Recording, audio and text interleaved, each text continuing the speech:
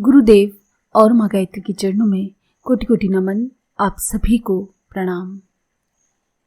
स्वर योग के द्वारा हम रोग निवारण कैसे कर सकते हैं, आइए जानते हैं। जैसे चूहे मरने पर संक्रामक रोग प्लेग के फैलने का भय होता है, उसी प्रकार से जब बदन में अंगड़ाइयाँ आती हैं, हड़फूटन होती है, तो बुखार की सूचना मिलती है। छींके आरंभ होना जुखाम का नोटिस है। ऐसे लक्षणों के प्रकट होने पर रोग विशेष के आक्रमण की आशंका होती है। शारीरिक रोग इस बात के चिन्ह हैं कि शरीर में कहीं कुछ न्यूनता या दुर्बलता है अथवा भौतिक प्रकृति के रोगों के स्पर्श के लिए कहीं से खुली हुई है। तभी तो ये रोग बाहर से हमारे अंदर आते हैं। जब ये आते हैं तभी यदि कोई इनके आने का अनुभव कर सके और इनके शरीर में प्रवेश करने से पहले ही रोक सकने की शक्ति और अभ्यास उसमें हो जाए तो मनुष्य रोग मुक्त रह सकता है। जब ये आक्रमण अंदर से उठता हुआ दिखाई देता है तो समझना चाहिए कि ये बाहर से आया हुआ रोग चेतना में प्रवेश करने से पहले पकड़ा नहीं जा सका। अच्छा होता यदि हम रोग को प्रवेश पाने से पहले ही जान लेते और उसे पहले ही रोक देते। ये क्रिया स्वर योग के द्वारा सरलतापूर्वक की जा सकती है। समस्त रोग शरीर में सूक्ष्म चेतना और सूक्ष्म शरीर के ज्ञान तंतुमय या प्राण भौतिक कोश के द्वारा प्रवेश करते हैं। जिसे भी सूक्ष्म शरीर का ज्ञान है अथवा सूक्ष्म चेतना से सचेतन है, वो रोगों को शरीर में प्रवेश होने से पहले ही उन्हें लौटा सकता है। हाँ, ये संभव हो सकता है कि निद्रावस्था अथवा अचेतन अवस्था में कोई रोग आक्रमण कर दे, किंतु फिर भी आंतरिक साधन द्वारा उनका निवारण हो सकता है। जब नियमित श्वास गति में विकृति पैदा होती है तो जानना चाहिए कि शत्रु यानी रोग सेंध लगा रहे हैं। जो आक्रमण से पूर्व ही सावधान हो जाता है वो रक्षा की तैयारी कर लेता है। इस प्रकार रोगों से बचने के बहुत अवसर उसे मिल जाते हैं। जब स्वर में कुछ विकार पैदा होने लगे, यानी जब जिस नॉस्ट्रल से हवा आनी जानी चाहिए उससे ना आए और नियमित समय अथवा गति में अंतर प्रतीत हो, तो सावधान हो जाना चाहिए और स्वरों को ठीक करने पर ध्यान देना चाहिए। स्वर बदलने के उपाय पहले भी हम बता चुके हैं।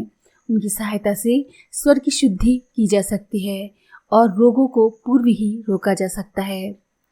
आहार विहार की विशेष सावधानी रोग निवारण में सहायक हो सकती है।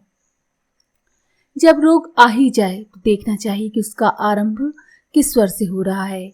जिस स्वर में रोग की शुरुआत हुई हो उसमें रुई का फोहा लगाकर बदल लीजिए।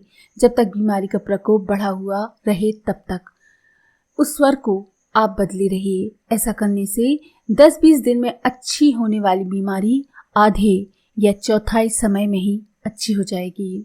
बीमारी का वेग जिस समय अत्यंत प्रबल हो रहा हो और रोगी वेदना से छटपटा रहा हो, उस समय चलित स्वर का बदलाव कर देना चाहिए, यानी जो स्वर चल रहा हो उसे बदल देना चाहिए। इससे उसको तुरंत ही शांति मिलेगी और बढ़ा हुआ कष्ट मिट जाएगा। आइए अब हम जानते हैं कुछ ऐसे उपाय जिनसे आपके उदर की शुद्धि होगी। कुछ ऐसे उपाय जिनको अपनाकर आप हमेशा स्वस्थ रहेंगे। सोकर उठने से पहले बिस्तर पर हाथ फैलाकर और बदन फैलाकर ढीला करके चित्त होकर सीधे लेट जाएं। दोनों हाथों की कोहनियों से तिल्ली और जिगर को दबाकर पैरों को सकोड़िए और फिर फैला दें। इस प्रकार से आपको 3-4 बार करना है। उसके बाद 5-7 बार इधर उधर करवट लेने के बाद आलस्य को आपको दूर करना है। इसके बाद 1 या 2 मिनट तक पेट के बल लेटना है और तुरंत स्वर नियम के अनुसार बिस्तर को छोड़ दें। इस क्रिया से आपका मल ढीला होगा, तिल्ली व जिगर की ताकत बढ़ेगी। यदि किसी को जिगर या तिल्ली की शिकायत है तो इसका प्रयोग करके लाभ प्राप्त कर सकते हैं। जिन्हें कोई भी बीमारी नहीं है उन्हें भी इससे लाभ ही लाभ होगा। सप्ताह में 2-3 बार करने पर भी हित होगा। बिस्तर छोड़ने से पहले पेट के बल अवश्य लेटना चाहिए। सोकर उठने तथा भोजन के पश्चात दाएं ओर से 2-3 बार अपने मस्तिष्क को पकड़ना चाहिए। शास्त्र में इस क्रिया को कपालभाति कहते हैं। इससे कफ दोष का नाश होता है। इसी प्रकार सोकर उठने तथा संध्या समय तर्जनी को कानों में डालकर खुजलाना चाहिए। शास्त्र में इस क्रिया को कर्णभाति कहा जाता है। इस क्रिया से कान के रोग अच्छे होते हैं। आरंभ में सीधी करवट लेटने से यकृत पर जोर पड़ता है, जिससे पाचन शक्ति में रुकावट आ सकती है। इसलिए भोजन पचाने के निमित्त दक्षिण स्वर चलने की आवश्यकता है। इसीलिए बाईं करवट लेटना उत्तम होता है। रात में सोते समय जितनी देर भी पिघला स्वर चले उतना ही उत्तम होता है, यानी सूर्य स्वर चले। जैसे कहा भी गया है, दिन में जो चंदा चले रात चलावे सूर, तो यह निश्चय जानिए प्राण लमन है दूर। कोई व्यक्ति संदेह करते हैं कि बाएं करवट लेटने से दिल दबेगा तथा उसकी चाल में कमजोरी आएगी, किंतु ये भ्रम मात्र है, क्योंकि पाचन क्रिया ठीक रहने से हृदय गति कदापि शिथिल नहीं हो सकती। आमाशय या आत्म संबंधी रोगों में सांस को छोड़ते हुए नाभि ग्रंथि को मेरुदंड की हड्डी से चिपकाने का प्रयत्न करना चाहिए।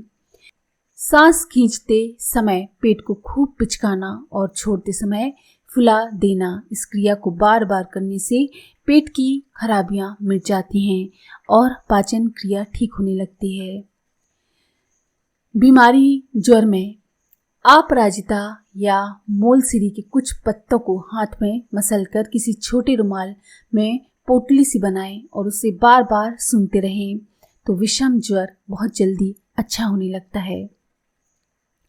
अगर आपको सिर की पीड़ा या आधी शीशी है, तब सर दर्द के रोगों में नासिका के द्वारा जल खींचना बहुत ही अच्छा माना गया है। इससे सिर के सारे रोग अच्छे हो जाते हैं। जिस भाग में अधिक दर्द होता है उसके विपरीत नथुनी से थोड़ा सा स्वच्छ घृत ऊपर चढ़ाया जाए, उस नाक में डाला जाए तो भी लाभ होता है। इसी प्रकार से यदि कड़ी मेहनत करने पर आपके शरीर में थकान आ गई है तो दाहिने करवट लेटे रहना चाहिए, जिससे बायां स्वर चलने लगेगा और उससे आपकी थकावट बहुत ही जल्दी दूर हो जाएगी। यदि आपको बुखार हो गया है, जीर्ण ज्वर की शिकायत है, तो प्रातःकाल और सायंकाल के समय नीम की पत्तियां सूंघने से धातुगत और जीर्ण ज्वर अच्छे हो जाते हैं। आज के लिए इतना ही।